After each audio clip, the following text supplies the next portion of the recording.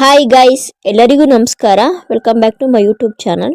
Friends, ಇವತ್ತಿನ ಈ ವಿಡಿಯೋದಲ್ಲಿ ನಮ್ಮ ರಾಜ್ಯದಲ್ಲಿ ಪ್ರಸ್ತುತವಾಗಿ ಹೊಸ ರೇಷನ್ ಕಾರ್ಡ್ಗೆ ಅರ್ಜಿ ಸಲ್ಲಿಸುವುದನ್ನು ಸ್ಥಗಿತಗೊಳಿಸಲಾಗಿದ್ದು, ಬದಲಾಗಿ ರೇಷನ್ ಕಾರ್ಡ್ ತಿದ್ದುಪಡಿಗೆ ಮಾತ್ರ ಅವಕಾಶ ಮಾಡಿಕೊಡಲಾಗಿದೆ. ಮಾರ್ಚ್ ತಿಂಗಳ ಈ ದಿನಾಂಕದವರೆಗೂ ರೇಷನ್ ಕಾರ್ಡ್ ತಿದ್ದುಪಡಿಗೆ ಅವಕಾಶ ಮಾಡಿಕೊಡಲಾಗಿದ್ದು, ಇನ್ನು ತಿದ್ದುಪಡಿ ಮಾಡಲು ಬೇಕಾದ ದಾಖಲೆಗಳನ್ನು ಮುಂತಾದವುಗಳ ಬಗ್ಗೆ ಸಂಕ್ಷಿಪ್ತ ಮಾಹಿತಿಯನ್ನ ಈ ವಿಡಿಯೋದಲ್ಲಿ ನಾನು ತಿಳಿಸ್ಕೊಡ್ತೀನಿ. ಇದಕ್ಕೂ ಮುಂಚೆ ನೀವು ಇನ್ನೂ ನನ್ನ ಚಾನಲ್ಗೆ ಸಬ್ಸ್ಕ್ರೈಬ್ ಆಗಿದ್ರೆ ಪ್ಲೀಸ್ ಸಬ್ಸ್ಕ್ರೈಬ್ ಆಗಿ, ಬನ್ನಿ ವಿಡಿಯೋ ಸ್ಟಾರ್ಟ್ ಮಾಡೋಣ.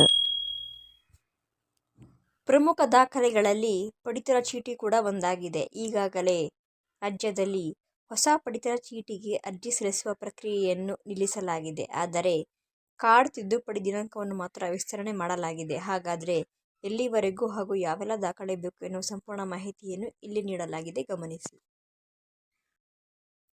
ರಾಜ್ಯದಲ್ಲಿ ಪಡಿತರ ಚೀಟಿದಾರರು ಅಥವಾ ರೇಷನ್ ಕಾರ್ಡ್ ಹೋಲ್ಡರ್ಸ್ ತಮ್ಮ ಕಾರ್ಡಿಗೆ ಹೊಸದಾಗಿ ಸದಸ್ಯರ ಹೆಸರು ಸೇರ್ಪಡೆ, ತೆಗೆದುಹಾಕುವುದಕ್ಕೆ, ಹೆಸರು ತಿದ್ದುಪಡಿ ಮಾಡುವುದಕ್ಕೆ ಆಹಾರ ಇಲಾಖೆಯಿಂದ ಮಾರ್ಚ್ 31ರವರೆಗೆ ಅವಕಾಶ ಕಲ್ಪಿಸಲಾಗಿದೆ. ಹಾಗಾದರೆ ತಿದ್ದುಪಡಿಗೆ ಯಾವೆಲ್ಲ ಪ್ರಮುಖ ದಾಖಲೆಗಳು ಬೇಕು ಎನ್ನುವ ಮಾಹಿತಿಯನ್ನು ಇಲ್ಲಿ ನೀಡಲಾಗಿದೆ, ಗಮನಿಸಿ.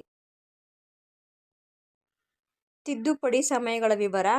ಪಡಿತರ ಚೀಟಿಗೆ ಹೊಸ ಹೆಸರು ಸೇರ್ಪಡೆ ಅಥವಾ ತಿದ್ದುಪಡಿಗೆ ಮಾರ್ಚ್ 31ರ ಒಳಗೆ ಬೆಳಿಗ್ಗೆ 10ರಿಂದ ಸಂಜೆ 5ರವರೆಗೆ ತಿದ್ದುಪಡಿಗೆ ಅವಕಾಶವಿದೆ.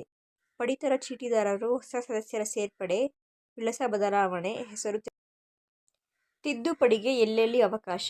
ಬೆಂಗಳೂರು 1 ಸೈಬರ್ ಸೆಂಟರ್ಗಳಲ್ಲಿ ಹೊಸ ಕಾರ್ಡು ಅಥವಾ ಹೆಸರು ಸೇರ್ಪಡೆಗೆ ಅರ್ಜಿ ಸಲ್ಲಿಕೆ ಮಾಡಬಹುದು. ಒಟ್ಟಿನಲ್ಲಿ ಸ್ವಯಂ ಆಗಿ ಅರ್ಜಿ ಸಲ್ಲಿಸಬಹುದು. ಈಗಾಗಲೇ ಪಡಿತರ ಚೀಟಿ ಹೊಂದಿರುವವರು ಹೊಸದಾಗಿ ಮಕ್ಕಳು ಅಥವಾ ತಮ್ಮ ಕುಟುಂಬದ ಇತರೆ ಸದಸ್ಯರ ಸೇರ್ಪಡೆಗೆ ಅವಕಾಶ ನೀಡಲಾಗುವುದು.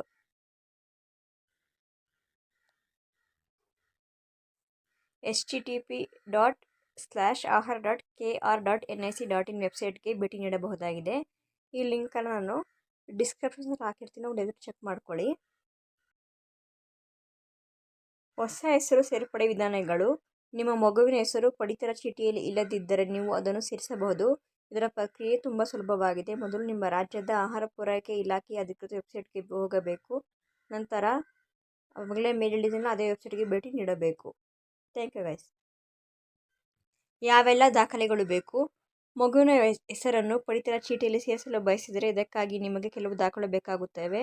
ಅದರಲ್ಲಿ ಮೊದಲು ದಾಖಲೆ ಮಗುವಿನ ಜನನ ಪ್ರಮಾಣ ಪತ್ರ ಆಗಿದೆ. ನೀವು ಮಹಾನಗರ ಪಾಲಿಕೆ, ಪುರಸಭೆ ಅಥವಾ ಗ್ರಾಮ ಪಂಚಾಯತ್ನಿಂದ ಜನನ ಪ್ರಮಾಣ ಪತ್ರವನ್ನು ಪಡೆಯಬಹುದು. ಕುಟುಂಬದ ಮುಖ್ಯಸ್ಥರ ಫೋಟೋ, ಅದು ಪಾಸ್ಪೋರ್ಟ್ ಆಗಿರಬೇಕು. ಪಡಿತರ ಚೀಟಿಗೆ ಮಗುವಿನ ಹೆಸರನ್ನು ಸೇರಿಸುವಾಗ ಅವರ ಆಧಾರ್ ಕಾರ್ಡ್ ಕೂಡ ಬೇಕಾಗುತ್ತದೆ.